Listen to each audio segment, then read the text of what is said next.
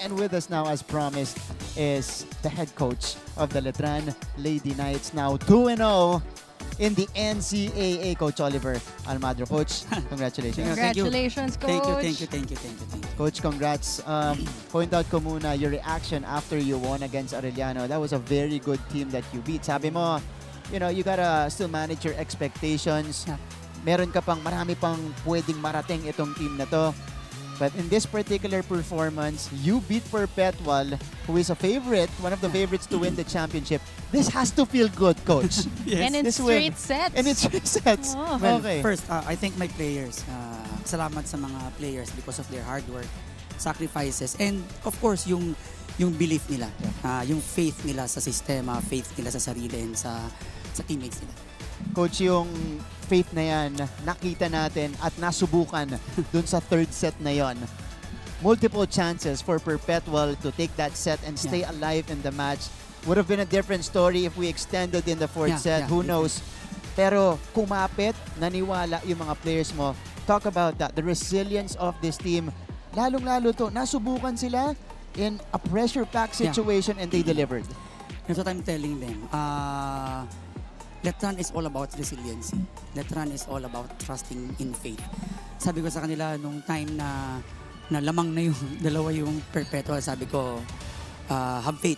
Ito yung pinapractice ninyo. Ito yung mahirap na ginagawa ninyo. So, tiwala at higit sa lahat, sabi ko sa kanila, enjoy, makukuha nyo to. And kasi meron mga players na tumatahimik na, may mga players that their body language is beginning to surrender. Yeah. But I keep on telling them, just keep the faith, ask for it, hingin ninyo yung bola, hingin ninyo, and it will be given to you. So yun nga, in-expect nila na ibibigay sa kanila yung bola, expect na darating yung bola and dumating yung bola. And at the right time, we are at the right place at the right time. Yeah. Coach, earlier sinabi mo sa akin na yung expectation mo sa season na to, parang ayaw mo pabigyan ng ng label. Yeah. After this match, what's next? Ano yung outlook pa? Well, it's still one game at a time, one day at a time. Sabi ko sa kanila, results is not always better than performance. So, performance ang importante. They perform to their very best and the results will take care of itself. Okay. So, tomorrow sa practice, performance again. Next game, performance again. So, the results will take care of itself. That's our mantra. Okay. Coach, I want to talk about and emphasize as well how you were able to neutralize Mary Rose Dapol today. Grabe yung blocking nyo. Okay, hindi man nagresulta in a lot of kill blocks. Pero lagi nandun yung kamay ng blockers mo. Lagi na yung attempts niya. Pag-usapan natin yung homework ninyo, yung film viewing ninyo. Kamusta yung preparation nyo going into this game? Well, honestly, they're just learning how to do the film review. They're just learning right now. Natututunan nila yung sistema na yung percentage, statistics na nauumpisa na nila. So, I'm tapering pa rin expectations but importante sinasabi ko sa kanila na just do your job. Gagawin ng depensa yung trabaho nila. And don't be afraid. Kung mablock. Kung hindi. Ang importante, merong ibang taong tutulong sa inyo. And about the Perpetual, they are very good. They are a very good team. They are really prepared. It just so happened that my players did not succumb dun sa kung sino man yung matibay sa team ng Perpetual.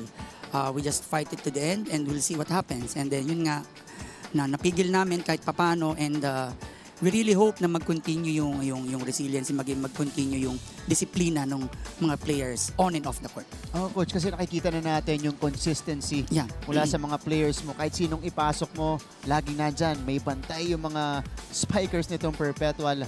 Okay, Coach, we recognize that Perpetual is a very good team. But, how big is it? Kasi I believe kayo isa sa mga pinakamahirap na schedule first two games. Yes, first two games. Kasi talaga. nakuha mo Arellano, Perpetual agad. How important is it to get 2 wins right away against 2 very good programs dito sa NCAA? Well, first, I'd like to thank my coaches, my coaching staff. So, my coaching staff are doing their job also in the strength and conditioning and preparing my players well. So, hindi lang naman ako yan. And of course, yung team. Talagang they're really helping each other para masustain yung energy every match and every practice para pag nag-review sila ng kalaban talagang sakto dun sa gagawin. Yeah. So, I think those at the back, at my back. Coach, huli na lang bago ka namin pabatiin dito. Ang dami nag-perform very well sa Yeah. team nyo. We saw ridiculous numbers earlier from Lara May Silva. But for you, sino nag-stand out from your spikers, to your libero, to your blockers? Kung meron kang ipipinpoint or Kung kaya. Kasi ang daming nag-perform today eh. Well, para sa akin, Sino nag-stand out? malaking bagay yung si Yen kanina kasi she's starting to succumb to the yung pressure ng opponent, and si Judel Nitura.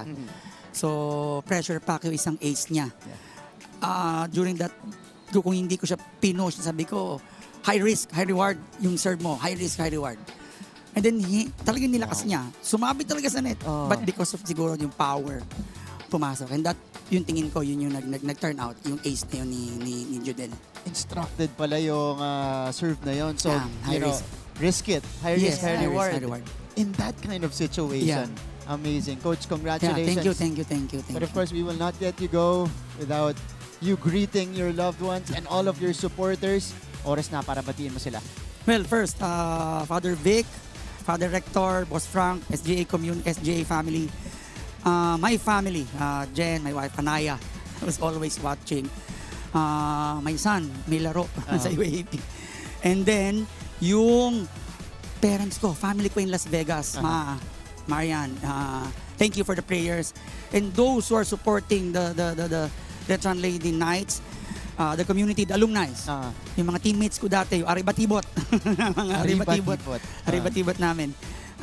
We'll see you soon, mga pare. And of course, those who are praying for us, we really thank you and continue praying for us. We cannot do it without your support, without your prayers. And Arriba Letran. There you go. Coach O, get used to this. Hindi pa ito yung huling test mo dito. Sana, Mark. Wow. Still undefeated in the NCAA. Coach Oliver Almagro, 2-0 ang Letran Lady Knights.